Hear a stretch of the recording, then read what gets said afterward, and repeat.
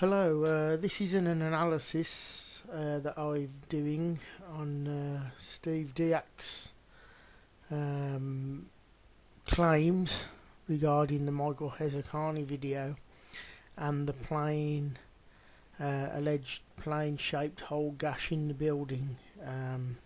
So I'm just going to play this video so we can hear what Steve Diak claims in his own words rather than me trying to explain, and then I will do an analysis of what we're really looking at and why the gash shows up a little bit later rather than an instant sighting of the gash. But let's hear Steve Diak's explanation on Jim Fetzer's show on the 16th of June 2017. Here we go. Is when the gash appears. See, he's got it blurry. He's just okay. The explosion's just happened. We pan away, and you can't see any gash there. You see that? Look at that. There's no gash there. He's fuzzing it out. He's just blurring it out with fake smoke, so you can't see it because he was just been really close, and there wasn't a gash there. You know that flame gash that just appears out of nowhere after the plane impacts, and then boom, there's a hole there? This is how they do it. He just blurs it up a little bit, and then he zooms in, and now you can see it. And then from this point forward, it's all real time. It's all a real-time play. They don't have to do anything else.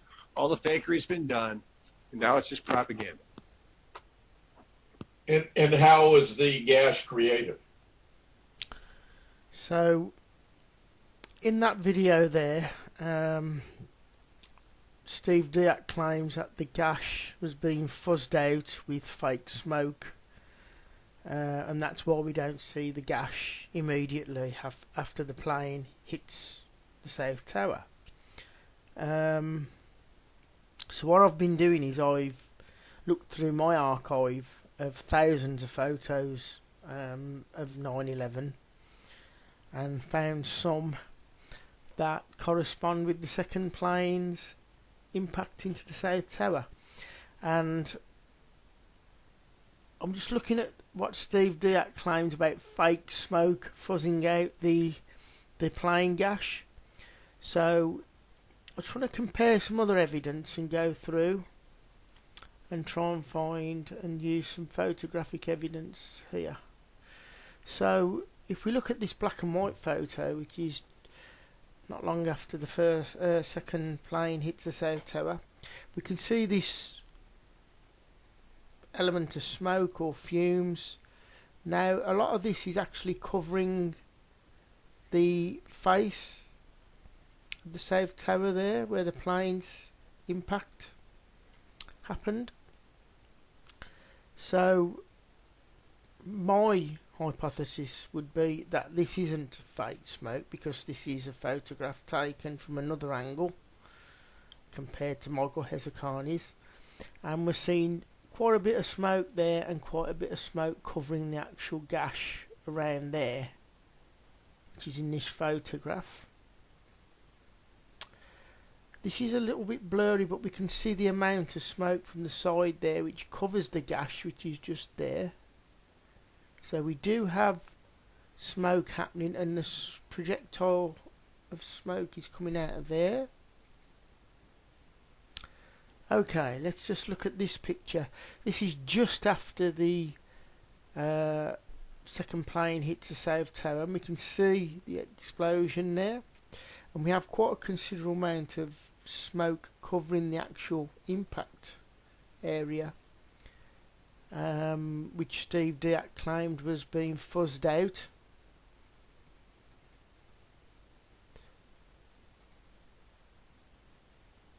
Again, we can see the smoke here.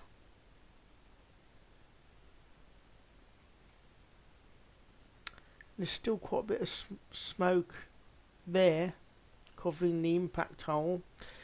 And again, this is a really good photograph because we can actually see the impact there, but we have all this smoke and fumes actually covering the impact area. So I'd just like to take a moment to look at this photograph, and this is taken just after the impact, and we can see that the actual gash where the plane allegedly enters is concealed by this smoke. Now Steve Diak claims that this smoke was added in on Michael Hezarkhani's video, which that Michael Hezarkhani was fuzzing out the gash in his video, but as we can see in quite a few photographs, this smoke appears to be real, and it does actually cover the plane hole, the gash in the building. Same here, we can actually see where the plane has gone in, and the smoke is concealing the gash. Now they would have either had to added all the smoke in on all the photographs that were taken in New York of the second plane. We can see here, look, it's just dissipating, but the hole, the gash, is still concealed by the smoke. So are these photographs allegedly being tampered with and had smoke put in to fuzz out the alleged gash? Because again here we can see from another angle there's this layer of smoke actually concealing the gash. Again, we got quite a big area there, and another trail down below which conceals the gash here. And this is quite a good photograph to use, because this again from another angle shows that we have this trail of grey white smoke which is concealing the gash in the building. Now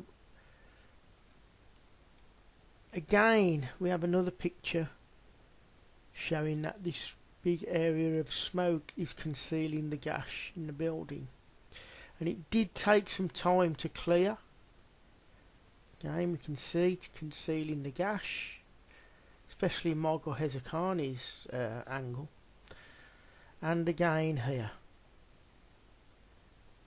So for Steve Diak's hypothesis to be actually valid, they would have had to have faked all them photographs, and they would have had to have been accurately faked so the continuity of the smoke matched up in each photograph. So I don't believe that Michael Hezarkhani actually did fuzz out this gash as Steve Diak alleges.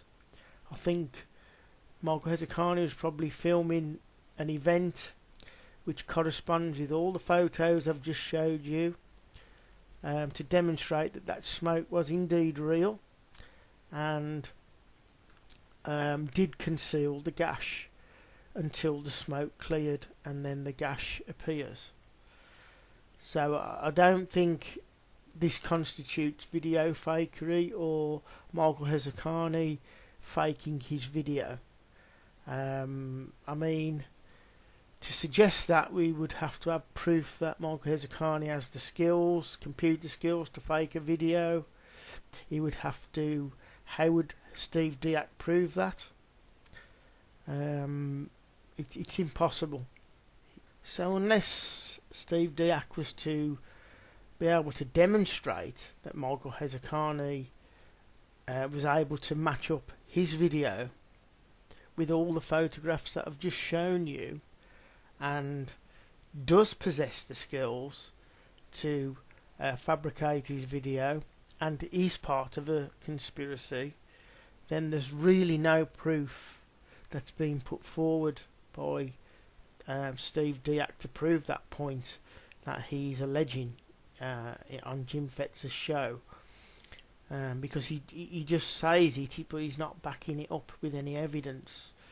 Visually, Michael Hezarkhani's video is in continuity and is accurately the same as what we see in all the photos that I've just shown, which is points or indicates that Michael Hezarkhani's video is real and filmed something that corresponds with all the other photographs from different angles.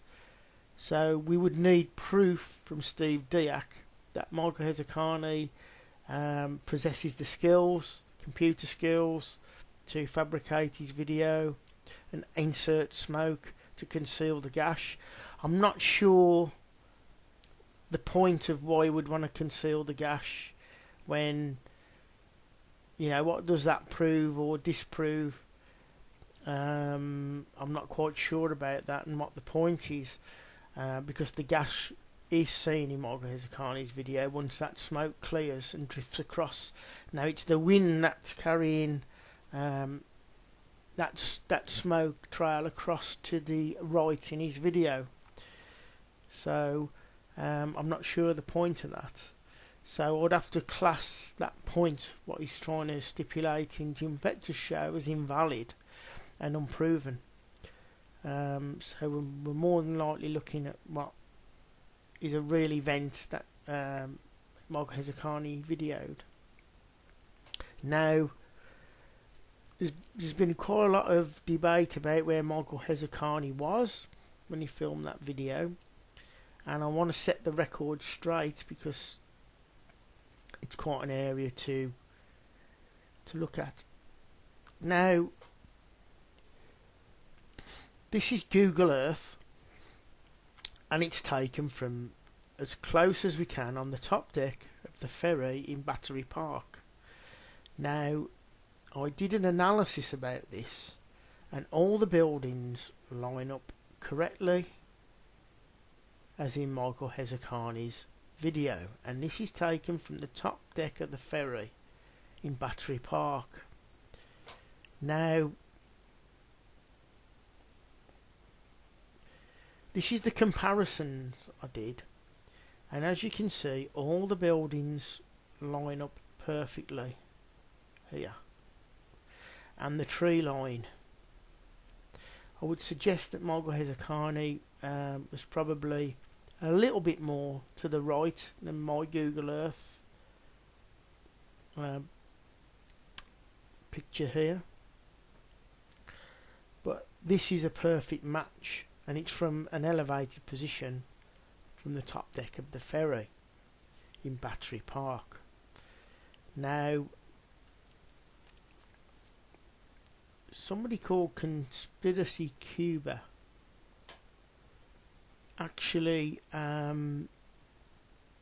went to Battery Park and actually filmed from the top deck of the ferry. Now, in his video, it matched up perfectly with Michael Hezarkhani's. So I just want to take a moment to look at where this person was, and they was situated on the ferry in Battery Park. Now, all the buildings A, B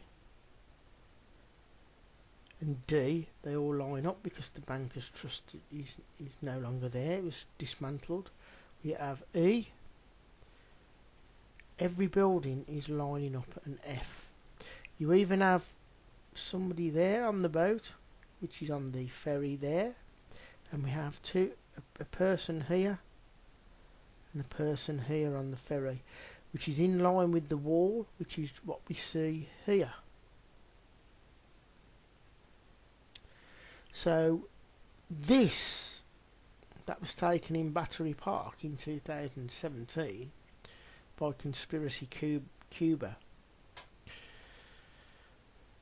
proves that Michael Hezarkhani was on the ferry in Battery Park. This is an absolute match. Everything lines up, even the people on the ferry, like the head, this guy here, lines up perfectly with the wall going across there, Castle Clinton Monument Wall. and we have a person there and a person there, which is an absolute match. Even the line there, which we could use as a datum, is just perfect. So for anybody to suggest that the Michael Hezarkhani video wasn't from the top deck of the ferry in Battery Park has to disprove this person's video that they took in 2017, which lines up perfectly with Michael Hezarkhani's location. So if we look at you know, those claims, then we have Carmen Taylor. We have other people who were actually filming or videoing or taking pictures. We have John McCaskill, we have Carmen Taylor and Sarah Jones, and they all depict from in and around that area. And remember what Killtown said, that there was no other people taking photographs, and he found that strange. Well, then obviously he didn't look hard enough to find other people's pictures who were filming or taking pictures in that area. Because Carmen Taylor was, Sarah Jones was, and John McCaskill. And this proves that, you know, it wasn't just Michael Hezarkhani and some others taking, you know, on his own taking a picture, or the Carmen Taylor picture was reworked from Michael Hezarkhani's. They are different angles, and Carmen Taylor disclosed to Jeff Hill that she was situated or located on the top deck of the ferry in Battery Park, and it did not leave the dock. And the evidence I've just shown you all marries up perfectly with these two pictures, Michael Hezarkhani's and Conspiracy Cuba's. Perfect match.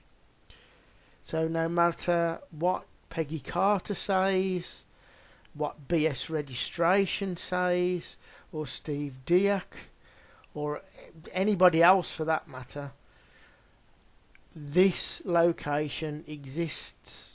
There's no question about that. The person's been there, they've lined this picture up, everything is a match from the top deck of the ferry. This isn't even up for debate anymore.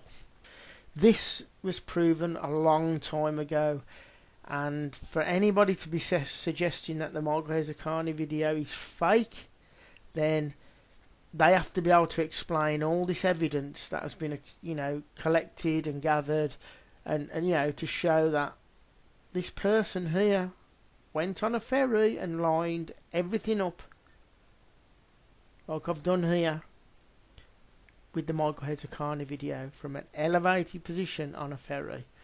And they have to disprove this, because this location exists. It's absolute perfect match. The wall, the people on the ferry, and all the buildings. So no matter what Marcus Allen says, Peggy Carter, Killtown,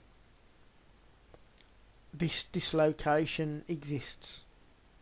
So I hope this ends this disinformation that's been put out, and discreditation of the Michael Hezarkhani video. It doesn't even matter if you took it with a tripod. You've got, you know, Steve Diak has to prove the element of proof lies with Steve Diak to prove that Michael Hezarkhani was carrying a tripod and used a tripod. And as far as I've seen, he hasn't produced any evidence of Michael Hezarkhani using a tripod. He says he is, but you have to demonstrate that he was. Can he produce a picture of him as he rang him up and asked him? There's just no evidence to prove that Michael Hezarkhani was using a tripod. And to claim that 2 frames proves that he was using a tripod, 2 frames which they even have minute movement in, that is not proof. A frame which has 30 frames per second. So to even claim that 1 or 2 frames of stillness is proof that he was using a tripod. This is what Steve Diak rests his case on about Michael Hezarkhani using a tripod. 2 frames. Now bear in mind that in 1 second that's 30 frames. If you divide 1 second by 30, then that is absolute minute stillness for 1 or 2 frames, which isn't proven, by the way, because I proved that out the 3 frames he suggests were still, there was a movement in each frame. So if that's the weight he's putting behind the use of a tripod by Michael Hezarkhani, then to me that is not even substantial evidence that should be accepted. He needs to bring out more evidence and demonstrate the evidence better. And to my knowledge, nobody suggested Michael Hezarkhani had a tripod. There's no photographs of Michael Hezarkhani using a tripod. Not even when he goes up to Greenwich Street does it seem as if Michael Hezarkhani is using a tripod after he got off the ferry. So again, these are just points put out which prove nothing. They absolutely prove nothing. They certainly do not prove video fakery. So, you know, as far as I'm concerned, we've proved beyond doubt that that video is genuine. It's shot by Michael Hezarkhani. He couldn't talk about his video when Jeff Hill rang him up, because if we listen carefully, he says his lawyer has instructed him not to talk about it, which suggests that the rights were sold to that video, and there was a confidentiality clause in the rights that he sold to CNN. So, and in that clause, he's not allowed to talk about it. They own the rights to the video. He was instructed by his lawyer, which suggests that some type of legal agreement was established between himself and CNN. And it really is as simple as that. And for people to be saying, oh, he can't say where he was, so the video's fake, that's just doesn't prove video fakery at all. So I'm going to conclude. The Michael Hezarkhani video is real, and for anybody to try and prove it isn't, they have to prove it's not. And just saying that he's fuzzed out the gash with smoke, fake smoke, then you've got to prove that none of the other... How are the other photographs that I've shown today, how do they all match up in continuity? How was that done? Was Michael Hezarkhani involved in a giant conspiracy with all the videographers? Did they all get together and work out how that smoke was drifting across, and the continuities in each photograph? So it's more than likely, the simple explanation is that all the photographers and the videographers were filming a real event and not a fake one, or fabricating their videos. So I'm going to leave it there for today, and I'll do some more analysis soon. Thank you for watching.